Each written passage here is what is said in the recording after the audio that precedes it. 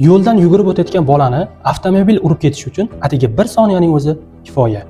Agarda ushbu videoni sen tomosha qilayotgan bo'lsang, ushbu videoni sen uchun juda ham qadrli bo'lgan ota-onang yuborgan. Men senga yo'llarda yugurma deb baqirmayman, balki nima uchun yugurmaslik kerakligini batafsil tushuntirib beraman. Sen yo'ldan yugurib o'tayotgan jarayoningda yon atrofga qaray olmaysan. Ko'zing faqatgina to'g'rida bo'ladi.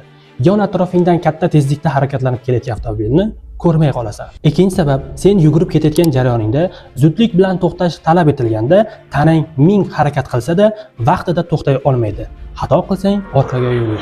Uchinchi sabab va eng xavflisi, sen agar avtomobil yo'ldan yugurib o'tayotgan jarayoningda avtomobil boshqaruvida bo'lgan haydovchi ham o'z vaqtida to'xtay olmaydi. Sen juda ham keraklisan ota-onangga va yaqinlaringga. Shu sababdan ham agar avtomobil yo'lni kesib o'tish jarayonida avval chapga, keyin o'ngga qara. Avtomobil yo'liga ishonch hosil qilganingdan so'nggina astalik bilan avtomobil yo'ldan o't. Hatto piyodalar uchun semafor ishorasi yashil bo'lgan taqdirda ham.